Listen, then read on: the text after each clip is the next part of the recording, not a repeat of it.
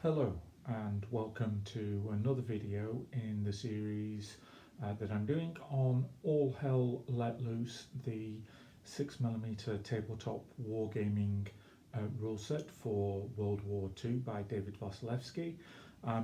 This video is going to look at firing and line of sight, or direct fire and line of sight. So I have set up a table with a number of different formations.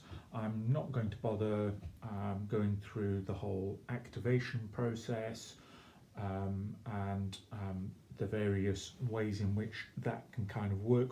What I'm just going to do is use this to demonstrate lines of sight and to look at direct fire, the most common type of combat that will take place in any normal game of All Hell Let Loose.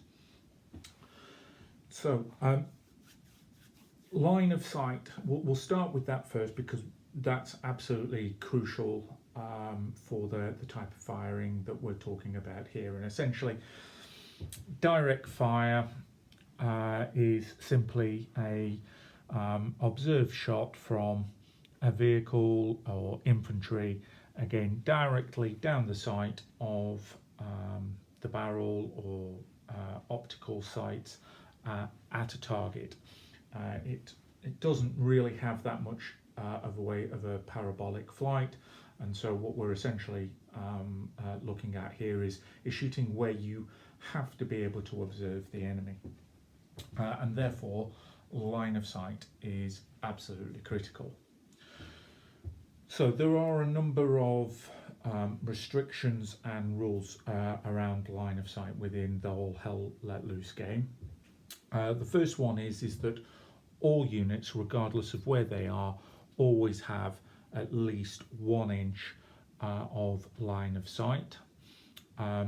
Forward observers again vary in time how they're represented, but a forward observer always has a minimum of 4 inches of line of sight, just kind of reflecting their slightly more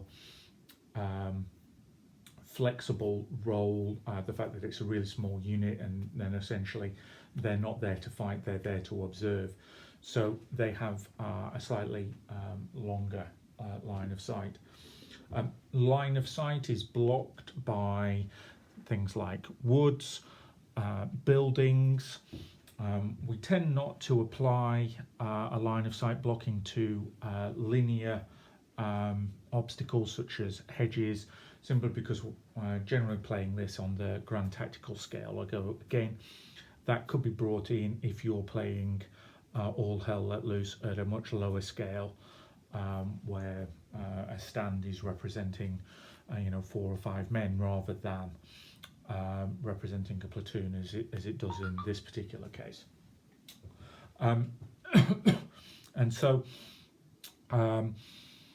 what we do allow though is even within the woods and within built up areas, again, if you're within 1 inch of the edge, then you are able to see out or be seen from outside. So in particular, this line, this gun line that the Americans have here is visible to the Germans, and this unit here is obviously visible to the Germans, whereas this unit here further back won't be visible, but this unit here at the front would be.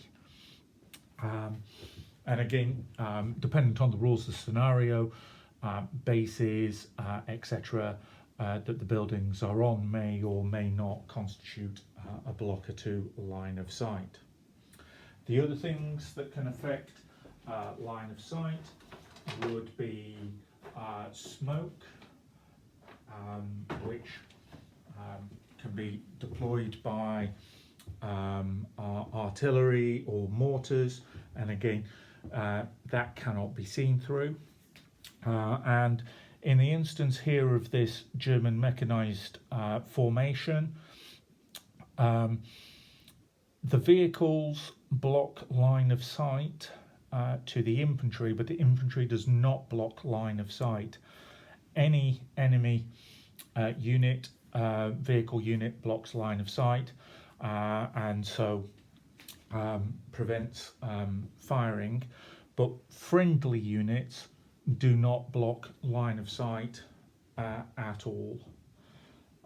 Okay, and again, that just helps support historical patterns. So here, the Americans are going to be able to target the Hanomags, but they're not going to be able to target the infantry behind them.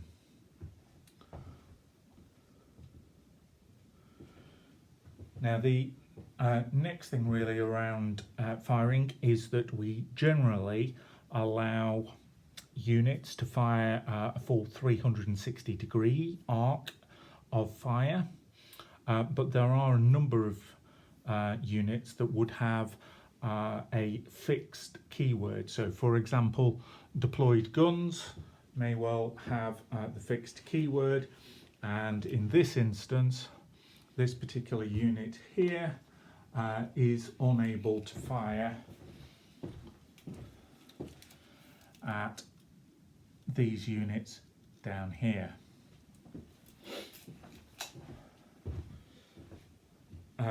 Firing on an enemy flank or rear grants an advantage.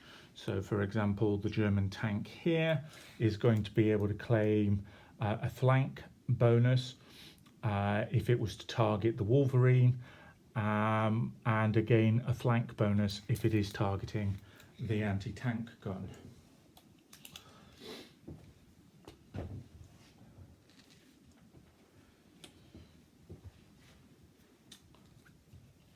Okay, so let's just go through an example of direct fire, and what we'll do with this is we'll simply use this Wolverine here, and we're going to fire it at a German Panzer IV down here.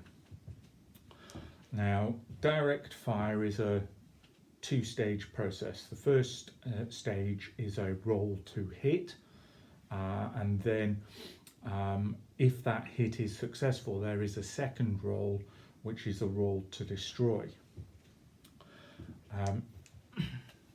So clearly I have a line of sight straight there. My range for my Wolverine is 24 inches, and that is more than sufficient.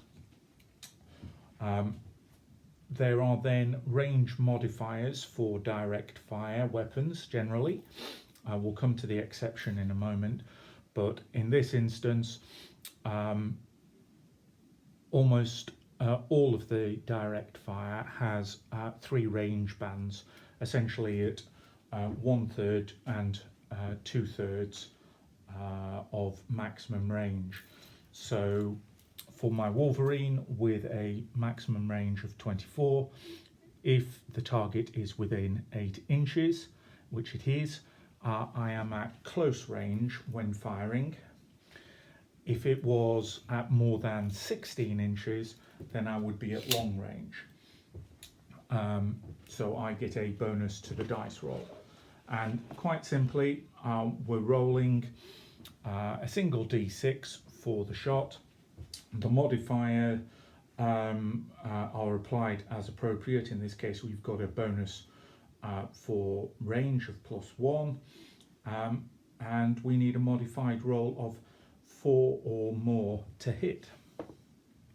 I've rolled a 5, so that indicates that we have hit that German tank. Now, regardless about what happens with the roll to destroy, I have succeeded in disordering the German tank. So any target that is hit is disordered. The more disorder that a unit has, the more likely it is just to be destroyed through disorder. Now that I've got that now I've hit, I'm now rolling to destroy. What I do here is I look up the unit stats for the Wolverine, and it has an anti-vehicle factor of +6.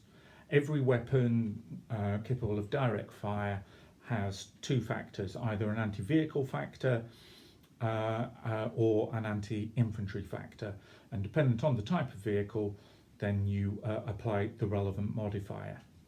So in this case, my anti-vehicle modifier is a 6. The defense of the Panzer IV is 10. It's fairly well armoured, and again, I'm firing from the front. I'm not getting any benefit from flanks. It's not in hard cover or fortification, so pretty much it's going to be a straight dice roll, and if I roll a 4, 5 or a 6 with my +6, I just need to equal that defense of 10 and I will destroy it. And I roll a 6, and so I have now destroyed this Panzer IV.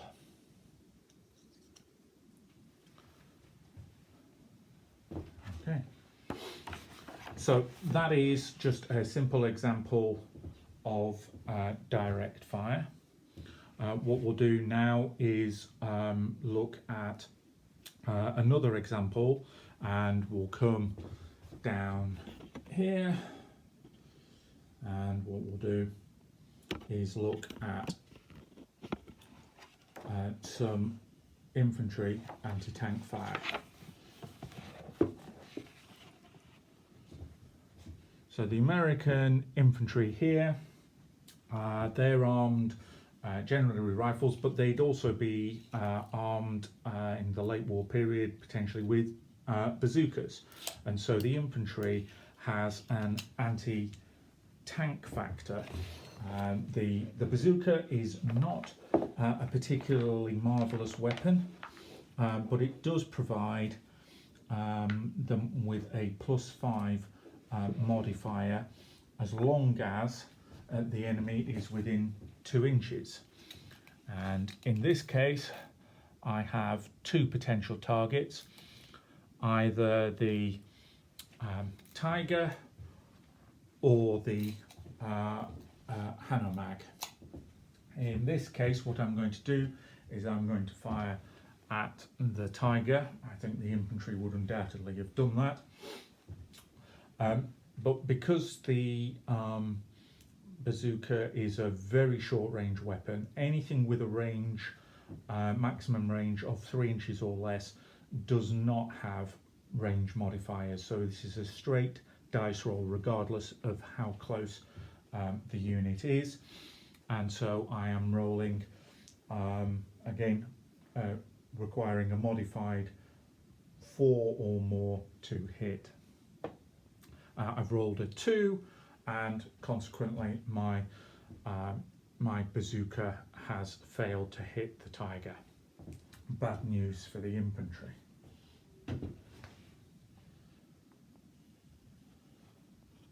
Okay, what we'll do now is we will fire the Tiger, but rather than firing at the infantry, we'll fire at the Wolverine over here. The Tiger gains the benefit of attacking in the flank, and so we have a Tiger 1. It's got an anti-vehicle factor of +6, and it's trying to hit a Wolverine. The Wolverine is in cover.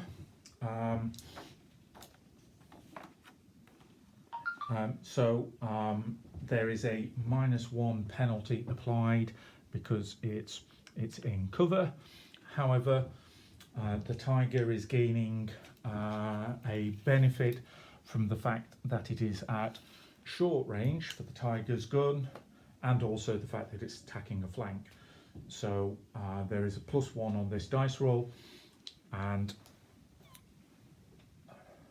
again requiring 4 or more to hit. So with a 6, that's a hit. So automatically it is disordered, but there's going to be a roll to destroy. So the Wolverine has a defense of 8. The Tiger has a AV of 6, and because it's firing into the flank, the AV from the Tiger increases by 1 against +1 bonus. So actually the Tiger is on a roll of 8 before any dice are cast. So the Wolverine is automatically destroyed.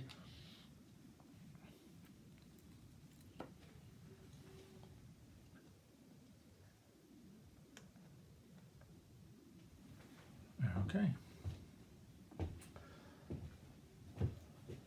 Now, if instead of firing at the Wolverine, the Tiger was to attack the infantry in front of it, then the Tiger has an anti-infantry factor of +1.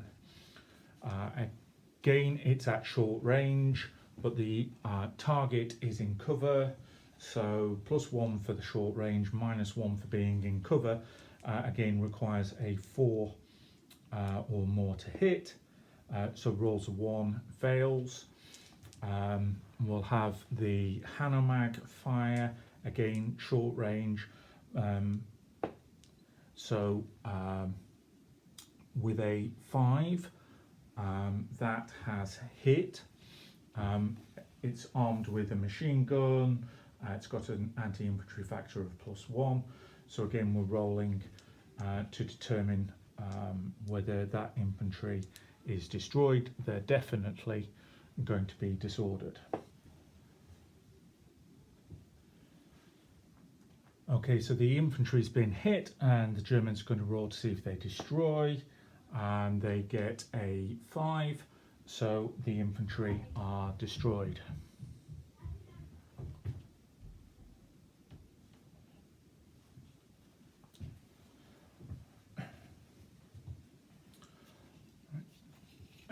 The Germans can continue their firing, so the infantry here are able to target the American heavy machine guns because this is units within the same formation, so it doesn't matter that they're in front.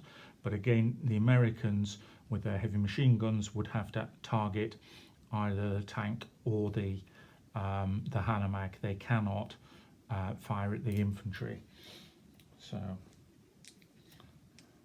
what we'll do is we'll do the American heavy machine guns. Now the heavy machine guns have quite a rapid rate of fire, and so they are entitled to roll 2 dice to hit. However, they have to fire or roll both of those dice against a single target. I think the Americans, in an attempt to kind of destroy, are going to go for a Hanomag rather than the Tiger tank. +1 because it's in short range, requiring a 4, and they've actually hit twice. The heavy machine guns do have an anti-vehicle factor of +1, and so I have a defense of 6 on the Hanomag. So if I roll a 5 or a 6 on either of my next 2 dice, then that Hanomag is destroyed, otherwise it'll pick up 2 disorder. So I get a 1 and a 4, which does not destroy it, but I do place 2 disorder onto the Hanomag. Dependent on troop quality, the number of disorder does have the capability to completely remove a vehicle, but I'll kind of come to that a little bit later.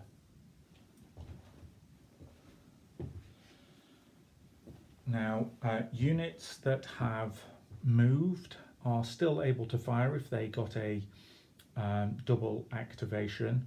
However, they'll fire at -1. and troops can fire out of sequence using exactly the same mechanism, using ambush fire. Again, units that have got a double move can use an option called sustained fire, which grants them an additional hit bonus to their targeting of +1. So the mechanisms are all fairly straightforward. We've tried to keep the number of modifiers to a manageable list, and essentially the key thing to take away from this is that disordered units cannot fire. Direct fire requires a line of sight. It's a 2-roll process. A modified roll of 4 or more results in a hit, and then in order to destroy, you have to beat the defense value of the target using a dice roll and adding the weapon's appropriate anti-infantry or anti-vehicle fire modifier. And that essentially is direct fire. Thank you very much for watching, and there'll be more videos to come as we kind of run through the rest of the rules outline, and in the next one I'll look at indirect fire. Please hit the subscribe button if you liked it, and leave a comment. Let me know what you think. Thank you.